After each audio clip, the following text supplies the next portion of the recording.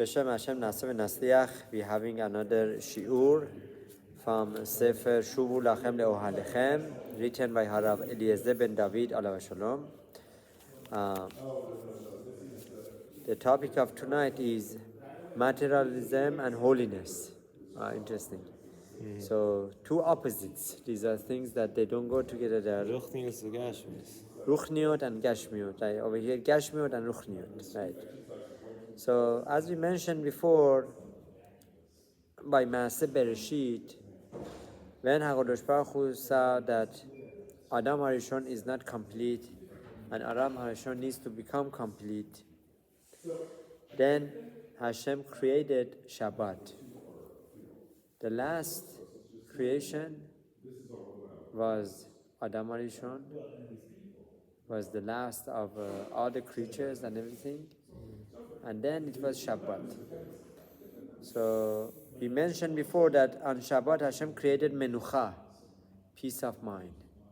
So Shabbat is something that Hashem created for Adam HaRishon. What's the purpose for that?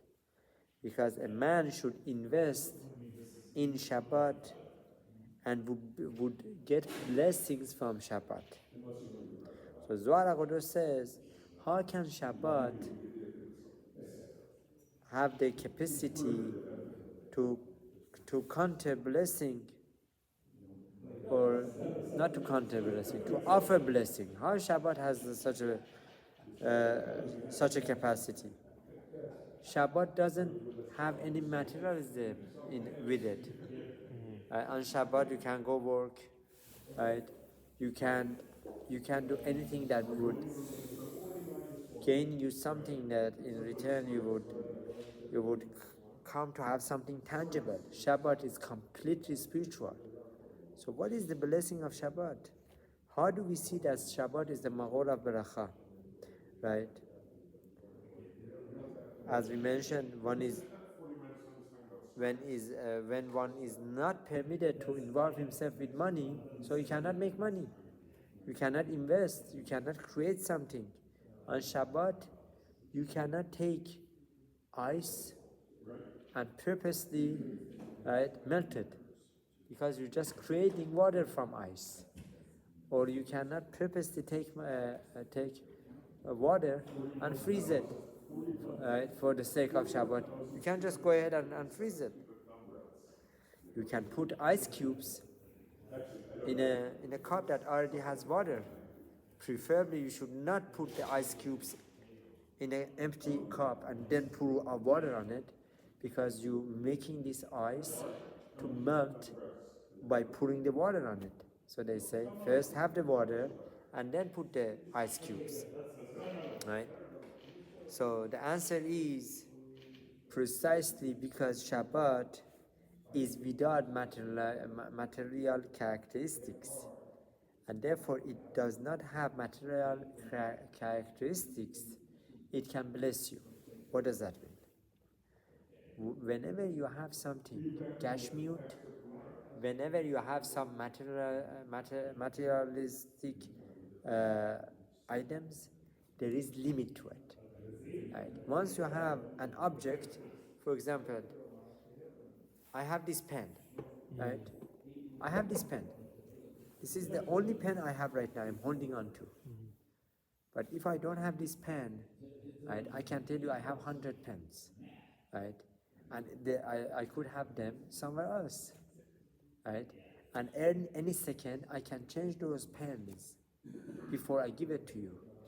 I can change the quality. I can change the color of those pens, because I haven't presented them to you.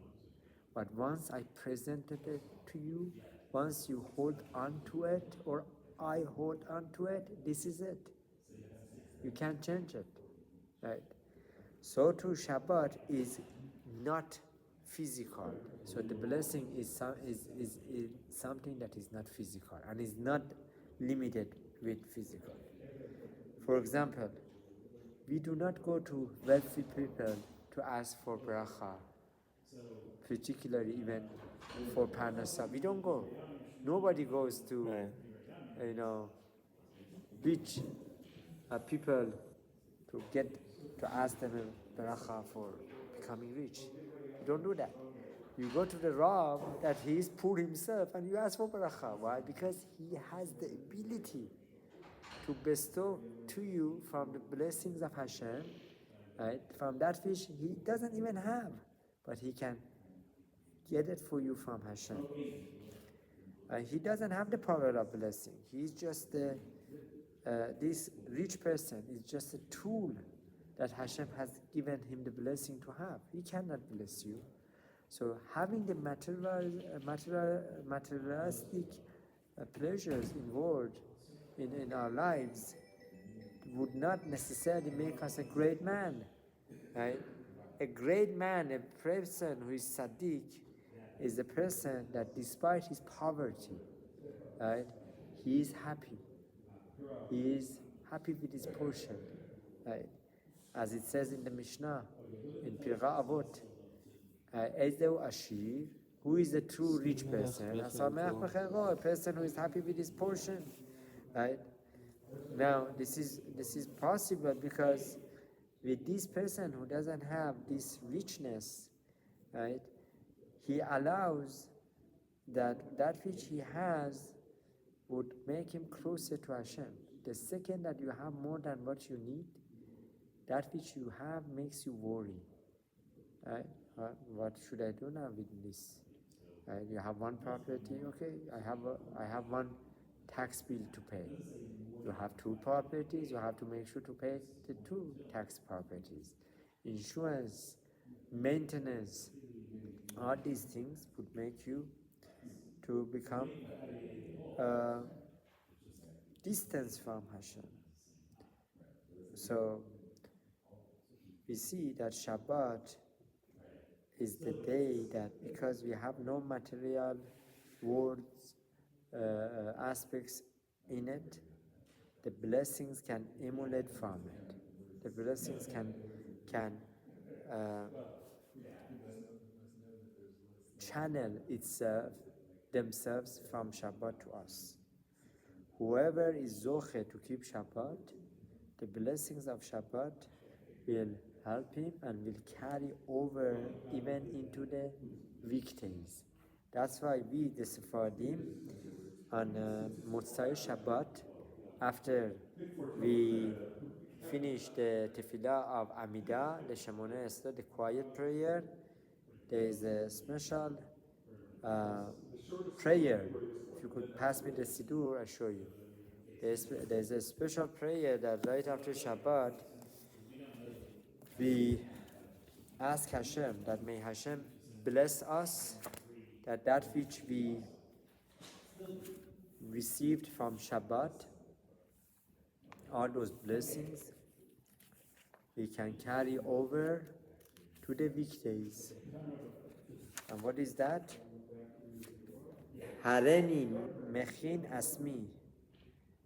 Behold, I prepare myself. Laqabel ol tosefet kedushat Shabbat, to accept the additional spiritual light of holiness of Shabbat, lemei hachol, for the weekdays. So it goes on to explain, but that's the main point.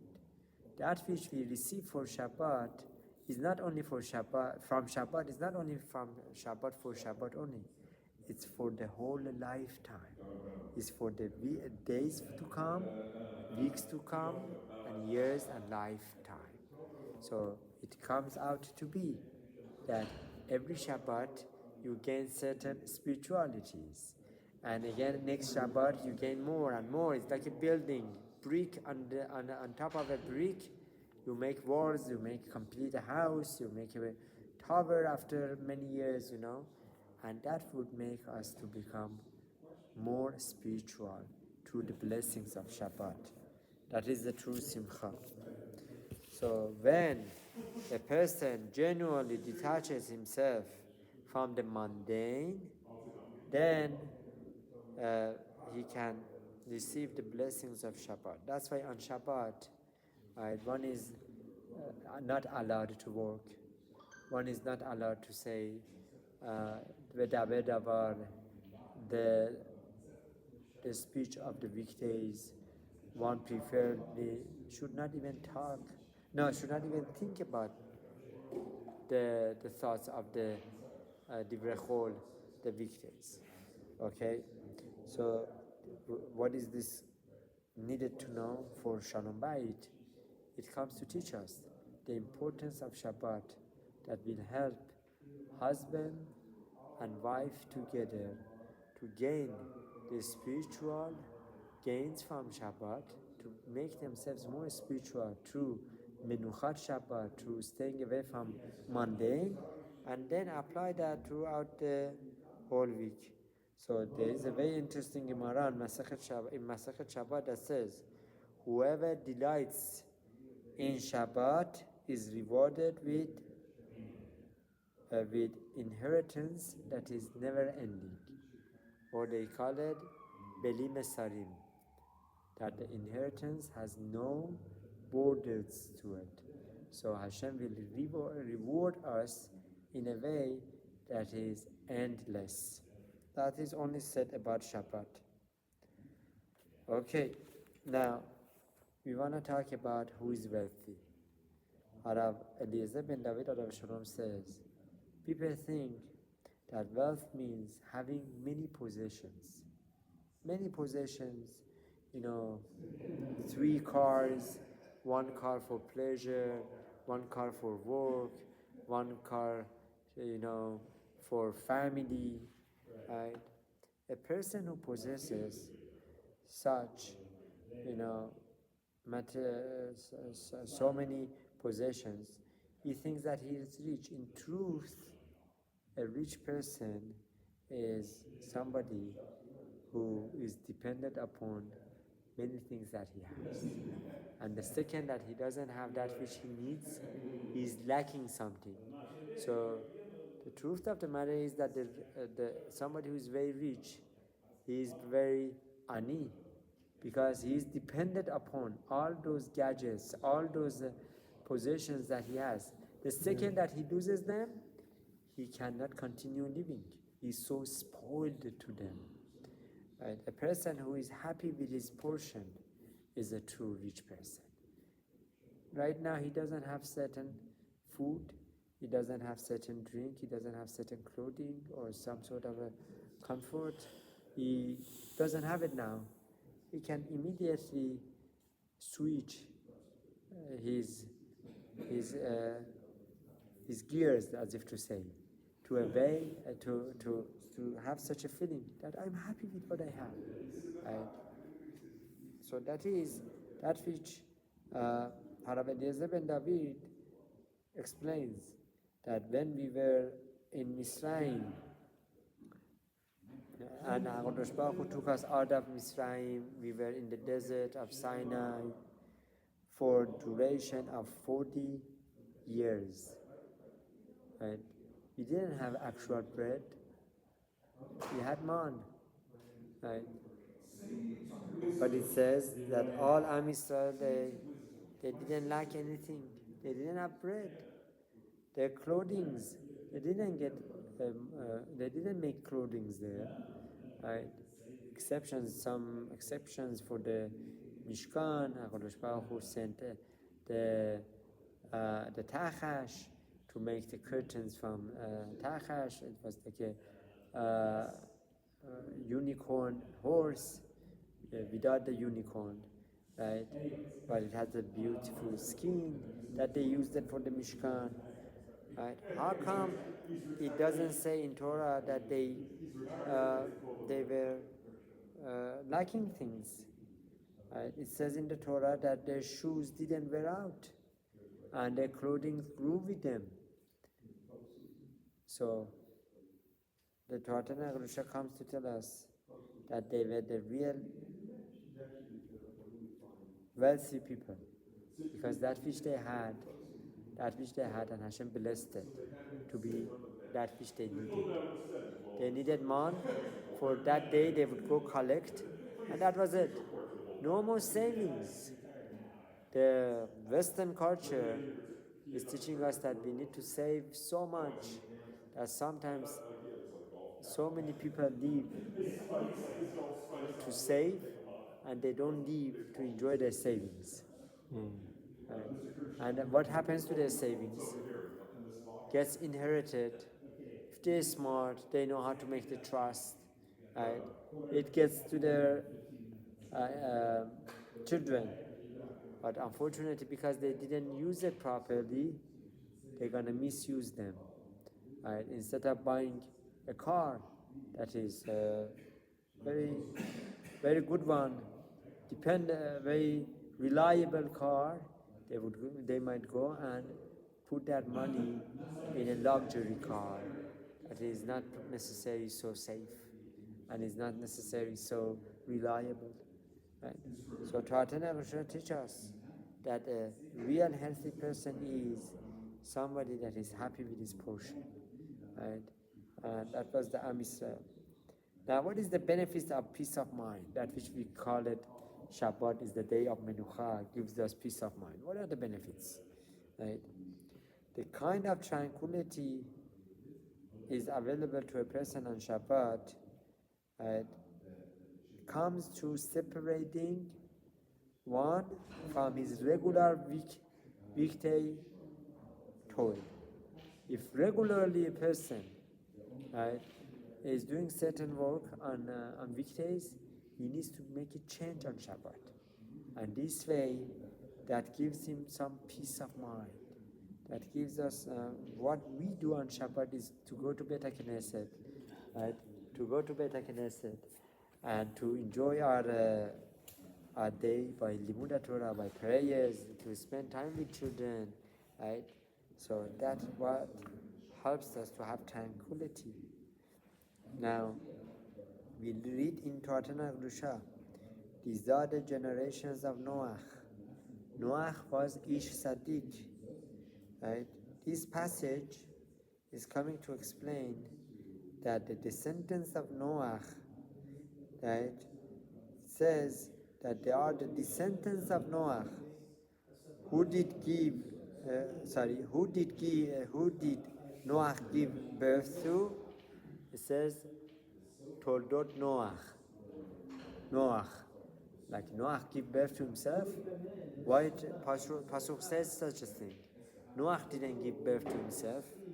So it was to tell us that which he built for himself and he made it perfect in his personality, that which made him to be. In other words, your behavior, your characteristics makes you. That's why it says, Ele toldot Noach. Right? That which you keep upon yourselves as the way of life, as what you can accomplish, and you believe in it, that is what shapes you. So on Shabbat, with peace of mind, we shape ourselves. That not necessarily that the work we do on weekdays is that which is bringing us peace of mind. Of course, it's important to have income. It's important to be smart how you earn money, how to spend it. But that's not necessarily the blessing that a person should go after. The blessing should be how he is connected to Hashem, how he keeps Shabbat, mitzvot, and then HaKadosh Baruch Hu would bless everything that he would do. As we know, unfortunately, there are many rich people on the, on planet Earth, and we see many of them, they go through hardship. Why? Because they are not happy with what they have. They don't appreciate what they have. Torah teaches us to be contained with what we have, right? And to be happy, right? So Shabbat is like a wife. Shabbat is like a wife. So we call it Shabbat Hamalketa. Right? Shabbat is the queen, right? And as if to say, we are the king, right? A woman generally receives from her husband, which means a woman is supposed to receive, right, clothing, food, and the mitzvah of onah, and all sorts of expectations comes from husband to wife, right? And not so much from, there is obviously no explicit expectations of the wife to husband. There is Rambam that they say, there needs to be mutual respect and needs to be, wife needs to do certain things, but it's not like men. Men are obligated with so much more. So from here we learn that all the blessings that come for a person comes from Shabbat and comes from one's wife. So therefore, somebody who is not married yet, somebody who is single, he is not receiving blessings from that which he is making, because he is not completely receiving bracha from HaKadosh Baruch Hu. When a person is married, that's when the blessing completely comes. So that's why on Shabbat is like a day of marriage for Yehudim with Hashem, right? And Shabbat is our queen, and we are as if we are the Khatan, right? Khatan that is going to his wife Shabbat, right? So the Zohar HaKadosh says, monarchy is not an intrinsic position, which means a king is completely dependent upon his subjects, because without them he is king over nothing. Right? So in other words, king is king as long as he has people to make his orders to. As soon as his soldiers leave him, his advisors leave him, then he is no longer a king, right? At the same time, he is able to exert great influence on his subjects. Right? A man's home, right? That in Torah Gusha, what is wife called? Another name of wife is Biti or Baiti, my house. One's wife represents one's house. The way that we treat our wives with respect, with kavod, with showing love, attention, appreciation, that builds our home, that brings the blessings that we need.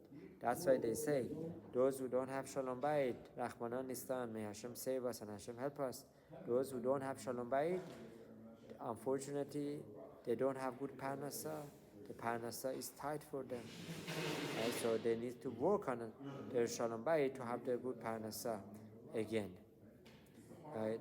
So in the same way, Shabbat determines the attitudes and more of a person, that the person should have good attitudes in order to receive the blessings of Shabbat.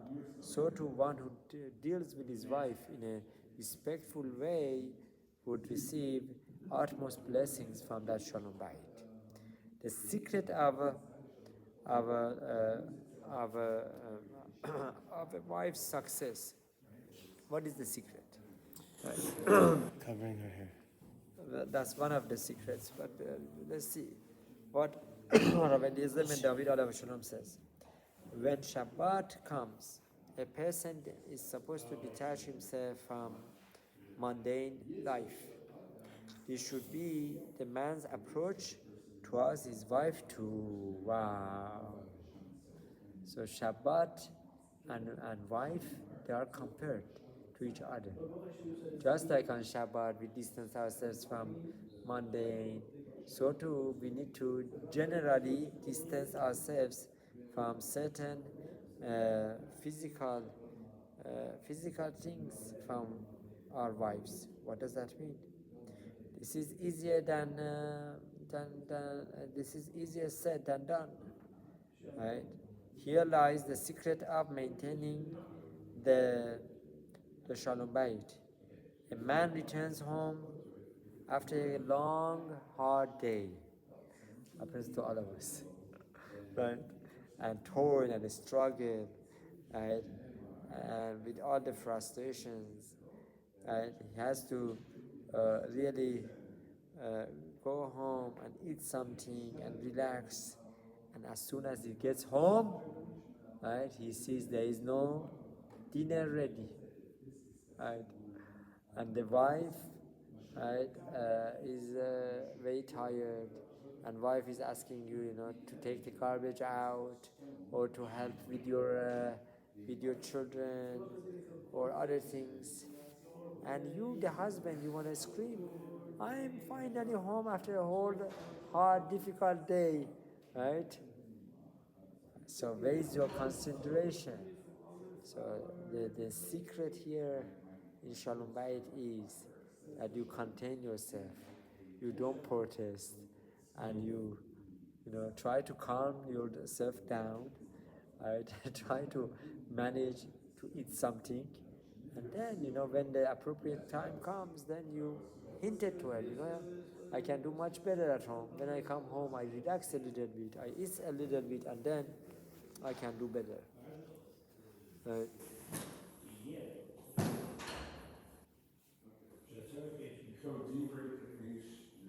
Now, it could be sometimes husband is physically present and is speaking to his wife, but his mind and interests are occupied or preoccupied with other or other matters. And that, I repeat that. It could be that sometimes a husband, right, is physically home, but his mind is occupied with business. His mind is occupied with other distractions. So a husband needs to make himself free of all these distractions as soon as he comes home. It's very difficult. One of the best thing to do is to take the cell phone and put it aside, right? Such a state of affairs might seem to him that this is all good. I'm in front of her, I'm listening to her, outpouring, and the difficulties that she had the whole day, and I'm playing as if I'm listening, right? But they know better. Right?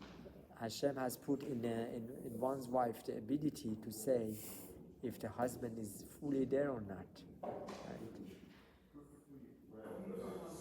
Yes. So, so this is a terrible error. Harav, the Ibn Dovid Shalom says, right? If a person is not giving quality time when he is talking to his wife, then this could damage their marriage. The couple do not realize their relationship is fragile, right? So they need to make sure that they give their full attention to each other and putting this the mundane aside. Just like on Shabbat, we're not supposed to talk about mundane.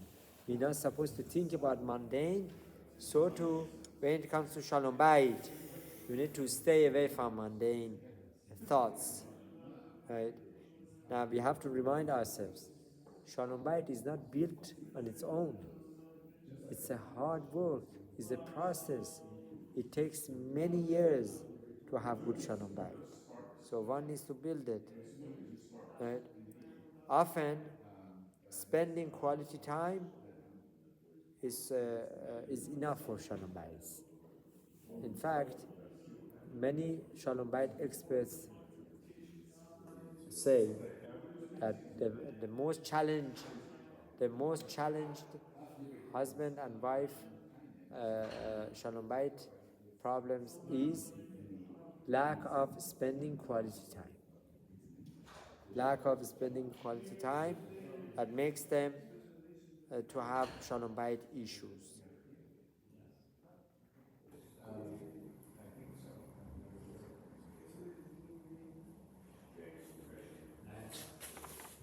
Okay, we can stop here. Session will continue next session. Baruch Adonai Leolam, Amen. Very practical lessons.